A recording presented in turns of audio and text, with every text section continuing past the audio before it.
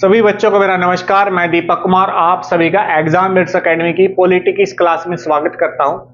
प्यारे बच्चों, जैसा कि आपको पता होगा, पॉलिटी की जो लास्ट क्लास हुई थी उसमें हमने कुछ लास्ट टाइम समितियां पढ़ी थी जो कि संसद की समिति थी, ठीक है ना, और कुछ गैर सांविधिक निकाय भी पढ़े थे, ठीक है ना। और उसके बाद जो अगला हमारा टॉपिक होने वाला अब है भाई पंचायत समिति।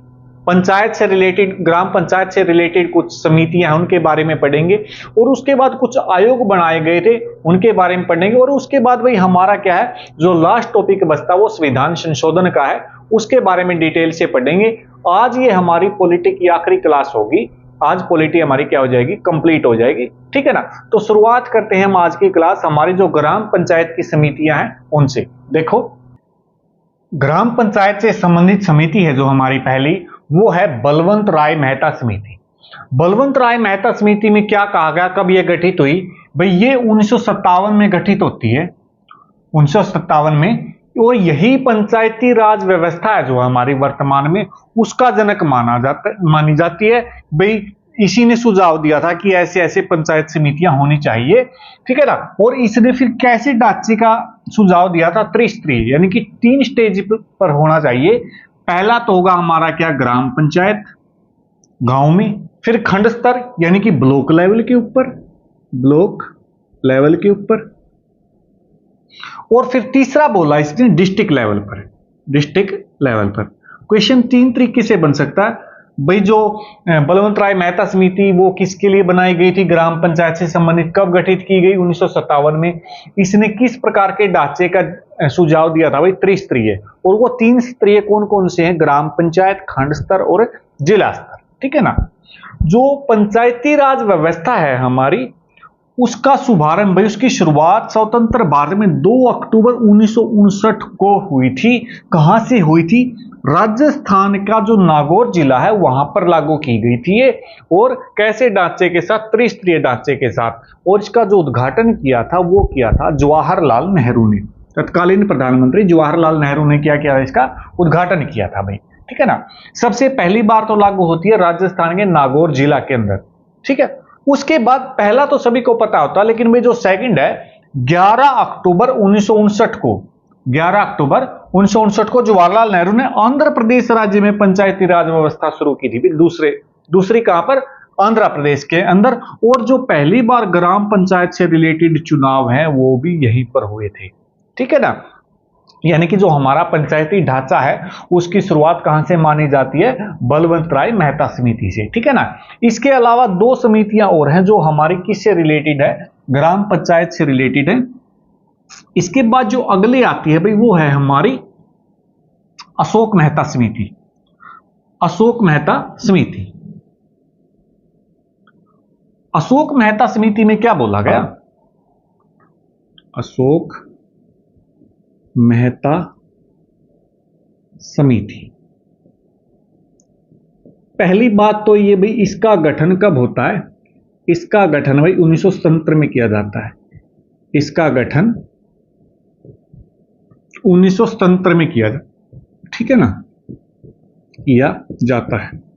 देखो, जो हमने समितियां कल भी पढ़ी थी वो थी हमारी संसद से रिलेटेड समिति, और जो आज हम पढ़ रहे हैं ये है हमारी ग्राम पंचायत से, ठीक है ना।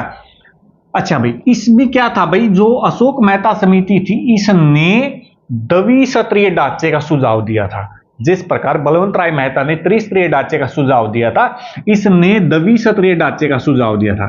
क्या किया इसने द्विस्तरीय ढांचे का सुझाव दिया, यानी कि 2 लेवल ही होने चाहिए हमारी पंचायत व्यवस्था में, ढांचे का सुझाव दिया, था, ठीक है। और वो 2 कौन से होने चाहिए, एक तो ग्राम पंचायत होना चाहिए, ग्राम पंचायत होना चाहिए, और एक फिर क्या होना चाहिए, जिला स्तर पर, डिस्ट्रिक्ट लेवल पर, ठीक है ना। इसने, जो बलवंत राय मेहता समिति ने बीच में जो खंड स्तर कहा था उसके सुझाव को टाल दिया, कहा कि भी 2 सत्र इनफ है ग्राम पंचायत व्यवस्था के लिए, ठीक है ना। इसके बाद एक समिति और आती है भाई, लक्ष्मीमल सिंघवी समिति। लक्ष्मीमल सिंघवी समिति, ये भी पंचायती राज व्यवस्था के लिए ही बनाई जाती है समिति। इस समिति का गठन भाई कब किया जाता है? इस समिति का गठन होता है 1986 में। गठन कब होता है इस समिति का? 1986 के अंदर, ठीक है ना। इसने क्या सुझाव दिया? इसने सुझाव दिया कि भाई जो पंचायती राज व्यवस्था है उसको संवैधानिक दर्जा दिया जाए। क्या बोला इसने? मेन पॉइंट, इसने पंचायती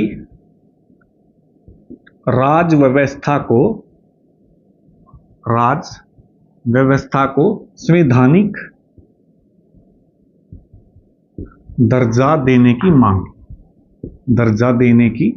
मांग की भाई इनको संविधान में शामिल किया जाए, ठीक है ना। और फिर हमारा वो 1992 में अधिनियम आता है जो कि 1993 में पारित होता है, ठीक है ना। ये हमारी क्या थी भाई? 3 ग्राम पंचायत से संबंधित समितियां थी, ठीक है ना। इसके बाद जो आगे हैं कुछ कमीशन और भी बनाए गए, आयोग वगैरह बनाए गए सुझाव के लिए। किसमें क्या था वो भी देखते हैं। देखो आयोग, इसके बाद जो हमारा आयोग है वो है कोठारी आयोग भाई। जो कोठारी आयोग है इसकी स्थापना भाई कब की जाती है?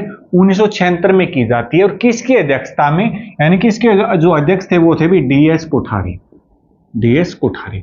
किस लिए बनाया था ये आयोग? यानी कि भाई जो हमारी सिविल सर्विसेज हैं, सिविल सर्विसेज के लिए जो भर्ती प्रक्रिया है, परीक्षा होती है, उसके बारे में नीतियां बनाने के लिए बनाया गया था ये आयोग, कोठारी आयोग। कब? 1976 के अंदर। इसके बाद जो अगला है भाई वो था हमारा नियोगी आयोग। नियोगी आयोग की स्थापना 1940 में की जाती है। किसके लिए? कि आर्थिक नियोजन के मंत्री परिषद के प्रति उत्तरदायी संगठन की अनुशंसा, ठीक है ना। जो हमारा क्या है?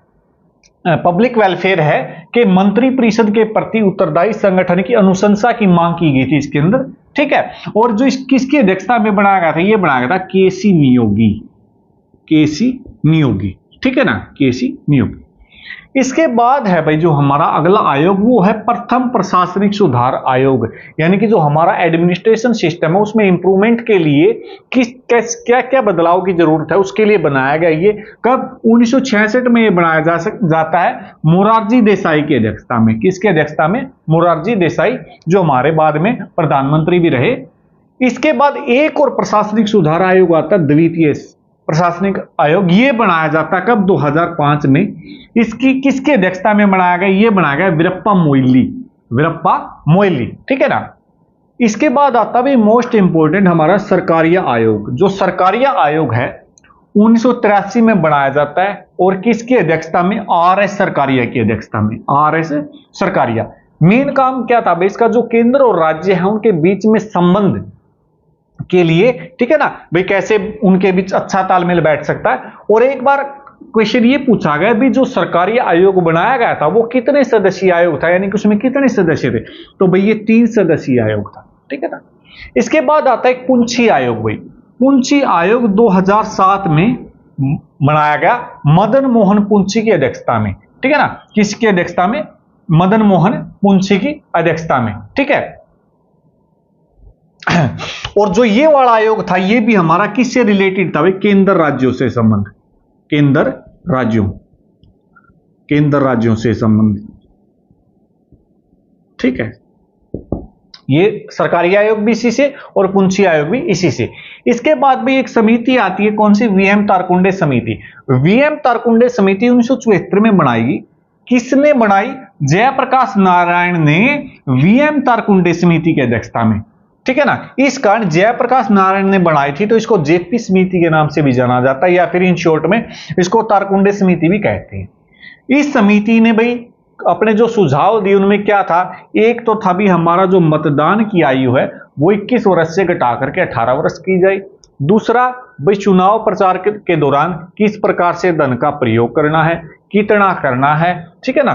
इस प्रकार की समितियों की अनुशंसा की थी इस समिति ने, ठीक है ना। ये कुछ हमारे इंपॉर्टेंट समितियां थी, कुछ आयोग थे, ठीक है। इसके बाद जो अगला हमारा टॉपिक होता अभी, जब देश आजाद हुआ था उसमें कुछ रियासतें थी जो कि भारत के अंदर शामिल की गई थी, ठीक है, उसके बारे में पढ़ेंगे। देखो जो भी हमारा जब देश आजाद होता है उस टाइम पे हमारे क्या होते हैं? 552 देशी रियासतें होती हैं।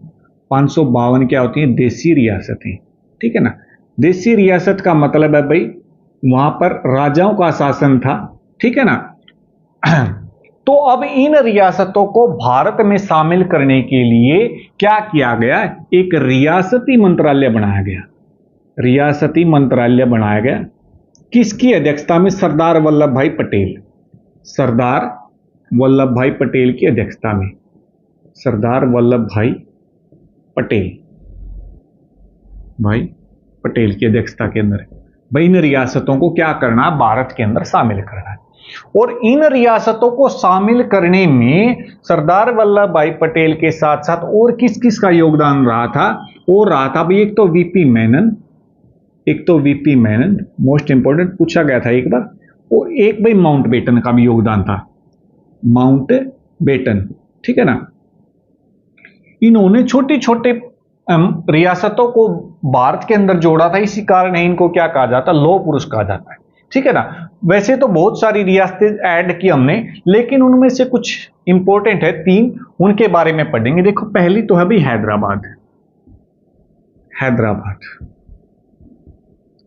हैदराबाद रियासत को भाई क्या किया गया, वहां पर एक ऑपरेशन पोलो चलाया गया, यानी कि पुलिस कार्रवाई के तहत शामिल किया गया था। इसको कैसे शामिल किया गया? ऑपरेशन पोलो, मोस्ट इंपोर्टेंट है भाई। हैदराबाद रियासत को शामिल करने के लिए जो ऑपरेशन चलाया गया वो कौन सा ऑपरेशन था? ऑपरेशन पोलो, ठीक है ना। ऑपरेशन पोलो 13 सितंबर 1948 से लेकर के 18 सितंबर 1948 तक चला था भाई, ठीक है ना। पुलिस कार्रवाई के आधार पर हैदराबाद रियासत को भारत के अंदर शामिल किया गया था, ठीक है। अगली है भाई जूनागढ़ रियासत। जूनागढ़ रियासत भाई, जूनागढ़ रियासत को कैसे शामिल किया गया था भारत के अंदर? जनमत संग्रह के आधार पर, यानी कि वहां के लोगों से वोटिंग करा ली थी कि भाई आप भारत के साथ आना चाहते हो या नहीं, तो उन्होंने भारत की समर्थन किया था जनमत संग्रह के आधार पर। फिर आता भाई तीसरी जो रियासत थी वो थी जम्मू कश्मीर रियासत पर भाई राजा हरि सिंह का शासन था, तो उन्होंने विलय पत्र पर साइन किए थे, ठीक है ना। राजा हरि सिंह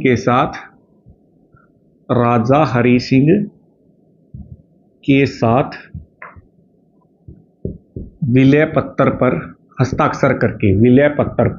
हस्ताक्षर करके इस रियासत को क्या कर लिया था?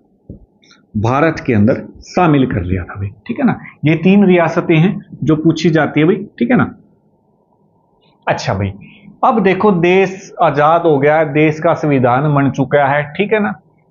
अब क्या होता है इसके बाद भाई? फिर एक राज्य पुनर्गठन आयोग आता है, यानी कि धीरे धीरे भारत क्या होता है, छोटे छोटे राज्यों में बंट जाता है और कई स्टेट बन जाते हैं, जैसे कि वर्तमान में हमारे 28 स्टेट्स हैं और 8 यूनियन टेरिटरी है। लेकिन जब भारत आजाद हुआ, वो शुरू में ऐसे इतने नहीं थे, उनको आपस में प्रशासनिक सुविधा के आधार पर अलग किया गया, ठीक है ना। उसके बारे में पढ़ेंगे, उसके लिए क्या आयोग बनाया गया, कैसे उनको अलग किया गया और कौन सा राज्य को कब बनाया गया, ठीक है ना।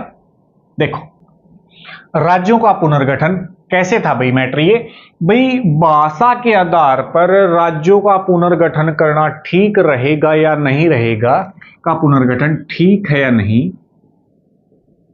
या नहीं, इस बात को जांचने के लिए राजेंद्र प्रसाद ने क्या किया, 1948 में इलाहाबाद का जो उच्च न्यायालय के पूर्व मुख्य न्यायाधीश थे एस.के. दर, उसकी अध्यक्षता में किसकी स्थापना करी? एक आयोग की स्थापना करी, ये जांचने के लिए भी भाषा के आधार पर राज्यों का पुनर्गठन ठीक रहेगा। तो भाई एस.के. दर आयोग ने इस मांग को खारिज कर दिया। उन्होंने कहा भाषा के आधार पर राज्यों का पुनर्गठन ठीक नहीं है, लेकिन अगर प्रशासनिक सुविधा के आधार पर किया जा रहा है तो ठीक है, उसने ये बात बोली। फिर क्या किया गया, ये जो एस.के. दर आयोग था, इसके साथ साथ एक आयोग और बनाया गया था, साथ ही जेवीपी समिति, यानी कि जवाहरलाल नेहरू, वल्लभ भाई पटेल और पटाभी सीतारमैया, ठीक है ना, 3 सदस्यीय समिति बनाई गई थी। इसने भी सेम बात बोली भाई, भाषा के आधार पर राज्यों का पुनर्गठन करना ठीक नहीं है, लेकिन अगर प्रशासनिक सुविधा के आधार पर किया जाए तो अच्छा रहेगा, तो ठीक है, ठीक है ना।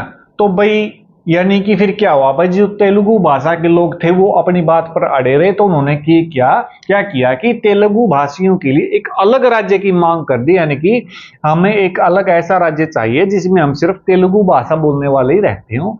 और इसके लिए एक चीज और क्या होती है भी, जो रामुल्लू था उन्होंने आमरण अनशन रख दिया 56 दिन का, ठीक है ना, मतलब सॉरी आमरण अनशन रख दिया। और लेकिन 56वें दिन भाई उनकी क्या हो जाती, मृत्यु। भाई उनकी मृत्यु के बाद सरकार के ऊपर ज्यादा प्रेशर आ जाता है, तो स्थिति आउट ऑफ कंट्रोल हो रही थी। तो पीएम जवाहरलाल नेहरू ने क्या किया भाई, आंध्र प्रदेश राज्य के गठन की घोषणा कर दी। भाई ठीक है, हम तुम्हारे लिए अलग से स्टेट बना देंगे। तो 1 अक्टूबर 1953 को भाषा के आधार पर गठित होने वाला पहला राज्य बन गया कौन, आंध्र प्रदेश। क्वेश्चन ध्यान से देखना, भाषा के आधार पर गठित होने वाला पहला राज्य कौन सा था, आंध्र प्रदेश। और जब ये बनाया गया उस टाइम पे इसकी जो कैपिटल थी, जो राजधानी थी भाई, वो क्या बनाएगी, कर्नूल। क्या बनाएगी, कर्नूल।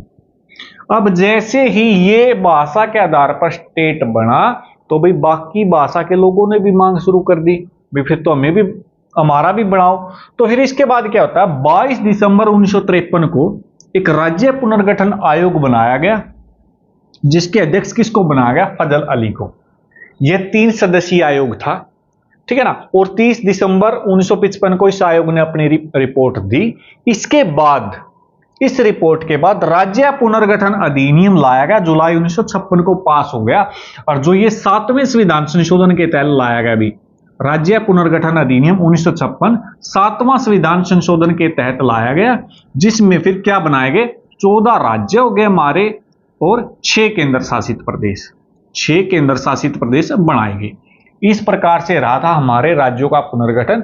भाषा के आधार पर जो पहला बना था वो बना था आंध्र प्रदेश 1 अक्टूबर 1953 को। और उस टाइम पर जो उसकी कैपिटल बनाई गई थी वो क्या बनाई गई थी, कर्नूल। और उसके बाद से फिर एक राज्य पुनर्गठन अधिनियम आता जुलाई 1956 में। उसके आधार पर फिर भारत के अंदर 14 राज्य बनाए गए और 6 केंद्र शासित प्रदेश बनाए गए, ठीक है ना।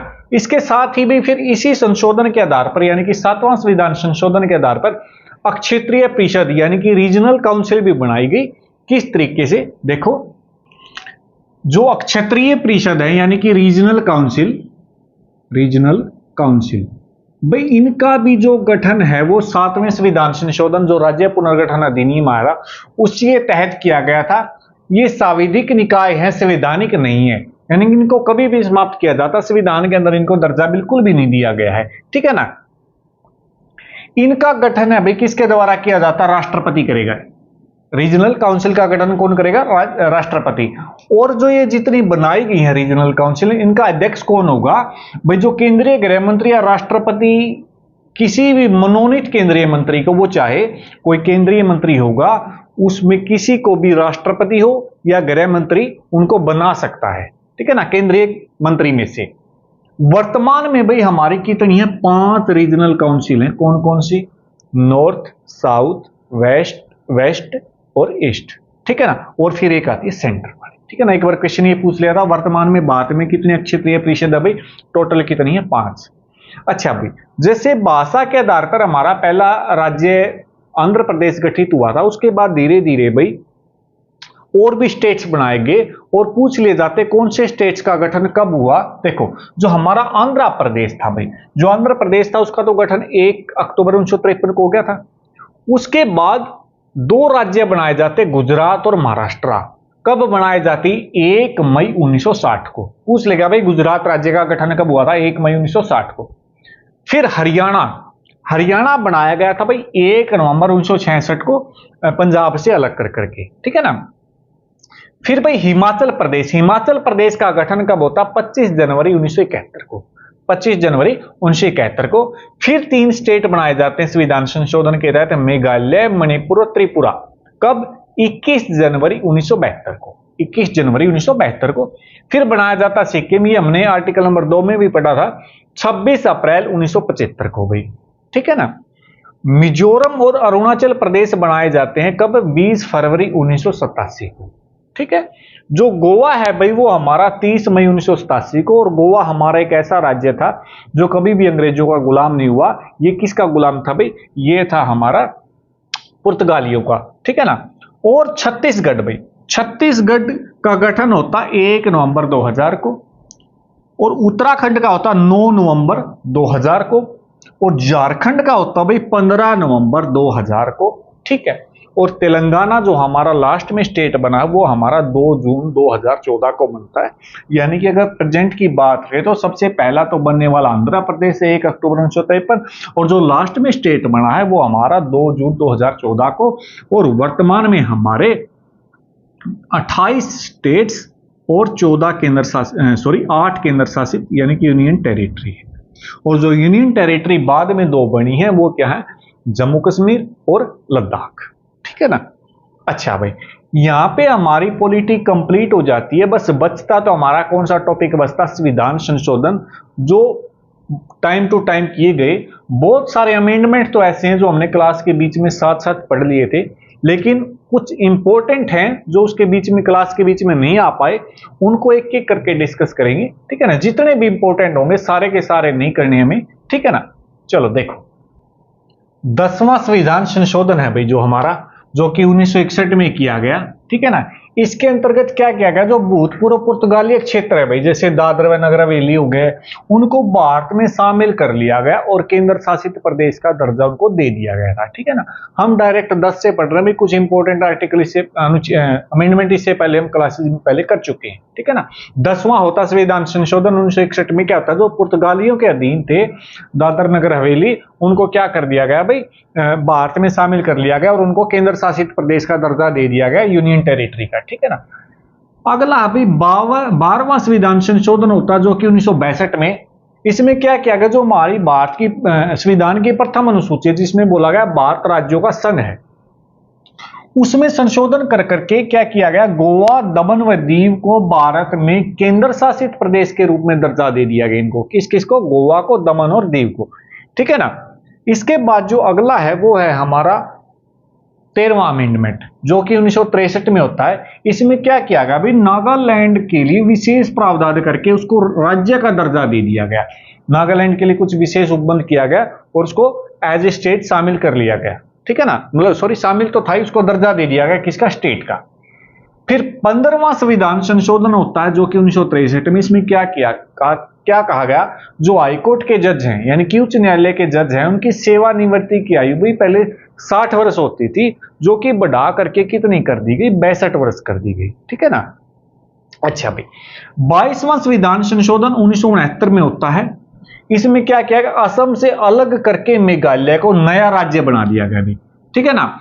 बताया था मैंने, जो राज्य पुनर्गठन अधिनियम था 1956 में, उसके बाद उसमें तो 14 राज्य थे, 6 केंद्र शासित प्रदेश थे। फिर धीरे धीरे प्रशासनिक सुविधा के आधार पर क्या किया गया, एक राज्य से 2 या 3 ऐसे बना दिए गए। तो मेघालय है वो किस में से अलग किया गया, असम से। कौन सा संविधान संशोधन, 22वां 1969 में। इसके बाद है भाई 24वां संविधान संशोधन 1971। इसमें बताया गया भाई संसद के पास पावर है इतनी, वो संविधान के किसी भी भाग में संशोधन कर सकती है, ठीक है ना। ये स्पष्ट किया गया था इसमें संसद की शक्ति को। फिर 27वां संविधान संशोधन होता है 1971 में। भाई इसमें क्या किया, मिजोरम व अरुणाचल प्रदेश को केंद्र शासित प्रदेश का दर्जा दिया गया, ठीक है ना। शुरू में इनको केंद्र शासित प्रदेश का दर्जा दिया गया था, बाद में इनको एज स्टेट का दर्जा दिया गया, ठीक है ना। 41वां संविधान संशोधन 1976। इसमें क्या कहा गया, जो राज्य लोक सेवा आयोग है यानी कि स्टेट पब्लिक सर्विस कमीशन है, उसके सदस्यों की सेवानिवृत्ति की आयु 60 से 62 वर्ष कर दी गई। लेकिन जो संघ लोक सेवा आयोग है यानी कि यूपीएससी है, उसके सदस्यों की सेवानिवृत्ति आयु 65 वर्ष ही रहेगी, ये भी बोला गया इसके साथ में, ठीक है। इसके बाद आता मोस्ट इंपोर्टेंट अमेंडमेंट हमारा 42 अमेंडमेंट जो कि 1976 में होता है। इस संविधान संशोधन को भाई लघु संविधान भी बोलते हैं, ठीक है ना, मिनी कॉन्स्टिट्यूशन। इसमें ही पहली बार प्रस्तावना में संशोधन होता जिसमें समाजवादी, पंथ निरपेक्ष और अखंडता सब जोड़े गए थे, ठीक है ना। और इसमें और क्या क्या किया गया, इसमें मौलिक कर्तव्य भी शामिल किए गए। मौलिक कर्तव्य इसी संविधान संशोधन के तहत संविधान में जोड़े गए थे। और 2 आर्टिकल 39A और 48A को भी इसी संविधान संशोधन के तहत जोड़ा गया, ठीक है ना। इसके बाद अगला जो 53वां संविधान संशोधन है भाई, जो कि 1986 में आया, इसमें क्या कहा गया है भाई, मिजोरम को अब क्या कर दिया गया, राज्य का दर्जा दे दिया है, स्टेट का दर्जा दे दिया गया। और जो 55वां 1986 में आया, अरुणाचल प्रदेश को भी राज्य का दर्जा दे दिया गया। पहले इसको क्या बनाया गया था, केंद्र शासित प्रदेश। और 56वां संविधान संशोधन जो कि 1987 में आया, इसमें भी गोवा को किसका दर्जा दे दिया गया, राज्य का। ये भी पहले क्या था, हमारा केंद्र शासित प्रदेश था। फिर 65वां संविधान संशोधन होता है 1990 में। इसमें क्या कहा गया, जो हमारा आर्टिकल नंबर 338 है ना, उसमें संशोधन करके SC ST के लिए एक आयोग के गठन की व्यवस्था की गई भी, ठीक है ना, जो हमने आर्टिकल 338 में पढ़ा भी था। 69वां संविधान संशोधन 1981 में भाई, जो दिल्ली है ना, उसको किस में शामिल कर लिया गया, राष्ट्रीय राजधानी क्षेत्र, उनको national region capital, NCR national capital region बना दिया गया उसको, ठीक है ना। मोस्ट इंपोर्टेंट है भाई 69 होता कब है, 1981 में। फिर आता भाई 75वां संविधान संशोधन 1994 में, यह राष्ट्रीय किराया न्यायाधिकरण से संबंधित है भाई, ठीक है ना। इसके बाद अगला है 76वां 1994 में आता है, जो हमारे शैक्षणिक संस्थान है, एजुकेशनल इंस्टीट्यूट है, में सीटों का आरक्षण व राज्यों के तहत सेवाओं में OBC SC व ST के सेवा व पदों की नियुक्ति से संबंधित है ये, ठीक है ना। ये देखना है भाई उनमें उनका प्रतिनिधित्व कितना है, उनके लिए रिजर्वेशन की व्यवस्था। जो 89 संविधान संशोधन है भाई, जो 2003 में हुआ, उसमें ST के लिए यानी कि अनुसूचित जनजाति के लिए अलग से आयोग की व्यवस्था का प्रावधान किया गया है। इसके बाद आता भाई 97वां संविधान संशोधन, जो कि होता है 2011 के अंदर। इसके तहत भाई जो हमारी सहकारी समितियां हैं, कोऑपरेटिव सोसाइटीज है, उनको एक मौलिक अधिकार बना दिया गया, ठीक है ना। और जिसको शामिल किया गया कहां पे, 19 का 1 के ग भाग के अंदर, 19 का 1 के ग भाग के अंदर। और इस 97वां संविधान संशोधन के तहत ही हमारा जो आर्टिकल नंबर 43 में भी ऐड किया गया है, जिसमें जो किससे संबंधित है, सहकारी समिति से। जो 100वां है भाई हमारा 2015 में आता है, बांग्लादेश भूमि हस्तांतरण, यानी कि भारत और बांग्लादेश के बीच में जो भूमि का हमारा जो इश्यू था लैंड ट्रांसफर का, उससे रिलेटेड है ये, ठीक है। 105वां संविधान संशोधन जो कि 2021, इसमें बोला गया जो OBC है ना, उसमें किस किस को शामिल किया जाए, यानी कि अदर बैकवर्ड क्लासेस में कौन कौन सी कास्ट को शामिल किया जाए, उसके बारे में मेंशन किया गया। इसके बाद आता हमारा लास्ट और लेटेस्ट, जो कि सबसे बाद में हुआ है, 106 2023 में। इसके तहत क्या कहा गया अभी, जो लोकसभा है या राज्यों की विधानसभाएं हैं, या फिर हमारे जो केंद्र शासित प्रदेश में दिल्ली की विधानसभा है, उसमें जितनी भी सीटें हैं उनमें से 1/3 सीटों को महिलाओं के लिए आरक्षित करता, कब तक, अगले 15 वर्षों के लिए। यानी कि लोकसभा में प्रतिनिधित्व कितना कर दिया गया, 1/3 कर दिया गया, और साथ में विधानसभा के अंदर भी, ठीक है ना। तो ये थे हमारे मुख्य संविधान संशोधन जो कि बार बार पूछे जाते हैं। और इसी टॉपिक के साथ आज हमारी पॉलिटी है जो वो कंप्लीट हो जाती है, ठीक है ना। इसके अलावा पॉलिटी में कोई ऐसा टॉपिक नहीं बचता, ठीक है ना। तो उम्मीद करता हूं आपको अच्छे से समझ में आया होगा। अगली जो क्लास करेंगे हम भाई, जैसे आज हमारी पॉलिटी तो खत्म होगी, अब हम हमारी ज्योग्राफी को कंटिन्यूस करेंगे, ठीक है ना। आज की क्लास में इतना ही, थैंक यू।